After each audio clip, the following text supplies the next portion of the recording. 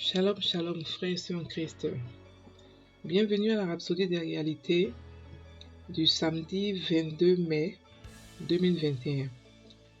Rhapsodie écrite par le pasteur Chris Oyakhilome. La lecture vous est offerte par les vérités de l'Évangile. Le thème d'aujourd'hui est tout à propos du gain d'âme. Et le verset est de Marc, chapitre 16 à 15. Puis il leur dit: allez par tout le monde et prêchez la bonne nouvelle à toute la création. Le pasteur Christ dit: en tant que chrétien, vous devez être efficace dans le gain d'âme. Vous êtes un missionnaire ici sur terre, un ambassadeur de Christ. Vous êtes chargé par Dieu pour transmettre le message du salut aux autres. C'est l'instruction qui nous a été donnée comme lu dans l'écriture ci-dessous. Votre vie devait être à propos du gain d'âme. Donnez votre temps, vos efforts et vos ressources pour le gain d'âme. Soyez connus pour votre passion pour le Seigneur, son évangile et les âmes des hommes. Le gain d'âme était le style de vie de Jésus. À une certaine occasion, alors qu'il traversait la Samarie, sur son chemin de la Judée à la Galilée, il avait besoin de se reposer un peu. Il s'assit donc près d'un puits, tandis que ses disciples allaient chercher de la nourriture. Au puits, une femme est venue puiser de l'eau et Jésus commençait à lui prêcher la bonne nouvelle. Lire Jean 4. Jésus a rencontré cette femme et l'a sortie de sa coquille. Cette femme avait le sentiment qu'elle n'était personne. Bien qu'il lui soit totalement étranger, il lui a donné une nouvelle estime de sa personne. La Bible nous dit de suivre son exemple. 1 Pierre 2, verset 21. Parfois, il y a ceux à qui nous devons tendre la main. Vous remarquerez peut-être quelqu'un qui est assis tranquillement dans un coin quelque part et vous tirez une chaise et vous vous asseyez à côté de lui et vous dites, puis vous aidez et dans le processus, vous lui communiquez l'évangile. Il y a quelqu'un qui est seul et semble désemparé. Comme vous venez, vous asseyez avec lui ou elle et vous les conduisez à Christ. Ne les ignorez pas, en agissant comme s'ils n'étaient pas là. Soyez préoccupés par leur sort. Votre vie consiste à être un témoin efficace de Jésus-Christ, pour le représenter dans le monde et dans votre monde. Vos styles de vie et vos actions devant les non-chrétiens devraient et doivent être tels qu'ils apprécient Jésus. Pourquoi recevoir l'évangile? Votre travail est de les gagner et de les amener dans le royaume. Fin de la rhapsodie. Alors aujourd'hui le pasteur nous parle de gagner le gain d'âme. Il nous parle du gain d'âme. Il nous dit que le gain d'âme en tant que chrétien, nous devons tous le faire. Et non seulement nous devons le faire, mais nous devons le faire de manière efficace. Le gain d'âme s'apprend. Le Saint-Esprit est le meilleur professeur pour apprendre comment gagner des âmes. C'est le meilleur stratégiste. Nous devons tous apprendre aux côtés du Saint-Esprit. Et la Bible dit d'être des imitateurs de Jésus. Jésus, le gain d'âme était sa première préoccupation, son premier boulot. C'était son style de vie. C'est pas seulement qu'il a des jours pour aller évangéliser, non. La Bible dit que il évangélisait partout où il passait. Et comme le pasteur nous a expliqué ici l'histoire de la dame à côté du puits, elle est partie puiser de l'eau et Jésus était là-bas, toute seule. Étant fatigué après le boulot, après le travail, après la marche, il a tenu à gagner cette dame-là. Et lorsqu'elle a été gagnée, elle seule a gagné tout un village. Tout un village a été gagné à cause de cette dame-là, qui avait une faible estime d'elle. Il a eu la stratégie pour pouvoir la toucher. Et ça, c'est le Saint-Esprit qui fait ça. Tout devait commencer et le Saint-Esprit va prendre le dessus. Vous devez commencer à toucher des âmes. Le gain d'âme pour un chrétien, c'est pas seulement des jours bien précis. C'est vrai qu'il faut faire avec l'église et tout ça.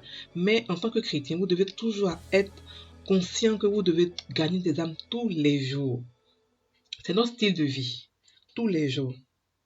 Vous devez avoir, et le pasteur dit que si vous partez quelque part, vous voyez quelqu'un assis seul, approchez-vous.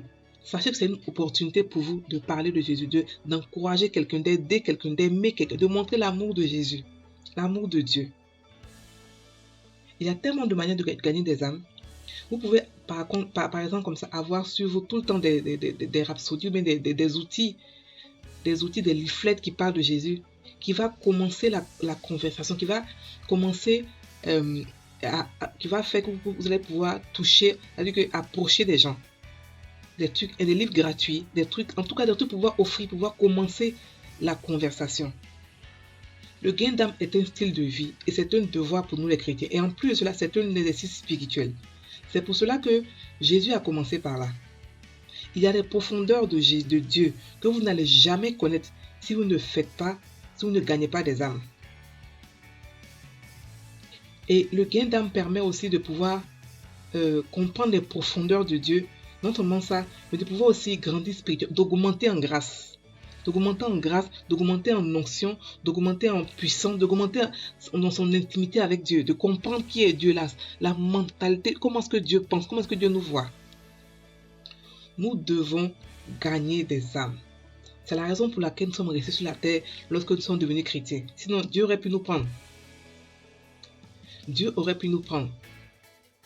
Mais il veut qu'on reste pour montrer son amour. Pour que nous aussi, nous sommes tous des leaders. Nous sommes tous des leaders, tous les chrétiens. Nous gagnons, nous bâtissons et nous envoyons ces mêmes leaders, ces mêmes personnes que nous avons gagnées, à eux aussi gagner d'autres âmes. C'est comme ça que le royaume des cieux s'étend, s'agrandit. Gagner des âmes, les bâtir et les envoyer.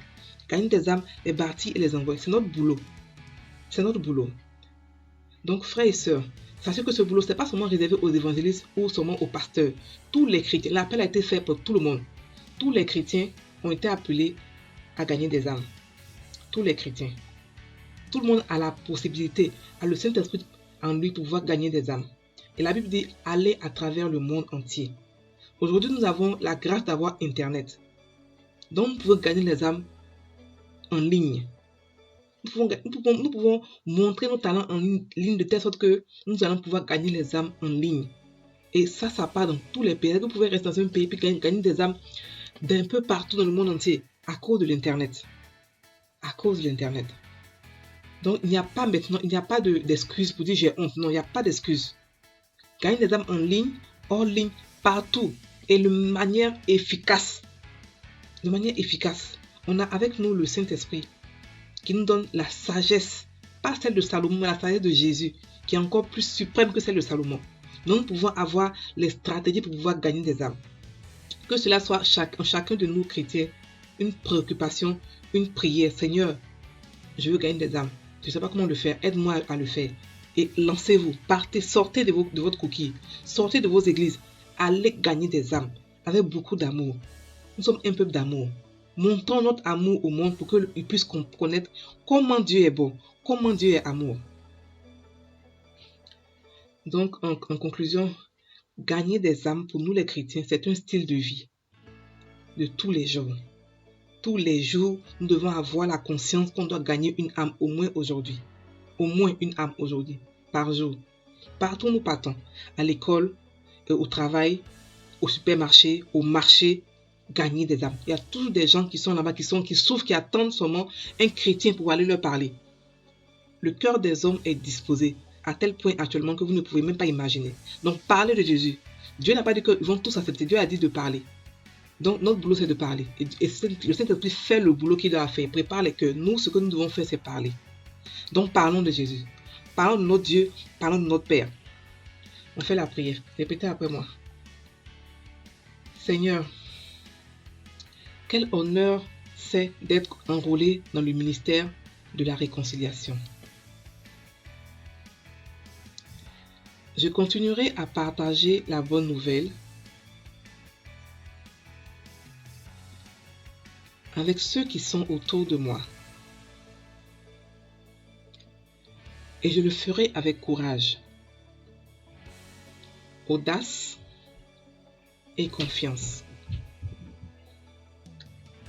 Par ton esprit, je les aiderai à apprendre la parole, en leur montrant le chemin de la vie et comment vivre. Je suis efficace dans le ministère de l'Évangile. Et à travers moi, le salut parvient à beaucoup. Au nom de Jésus. Amen. Vous pouvez aller voir les études approfondies dans Luc 4, versets 18 à 19, dans 2 Corinthiens 5, versets 18 à 20. Donc, passez une très bonne journée. Priez en langue sur ce message pour que ça puisse entrer dans vos cœurs et porter des fruits. Soyez bénis.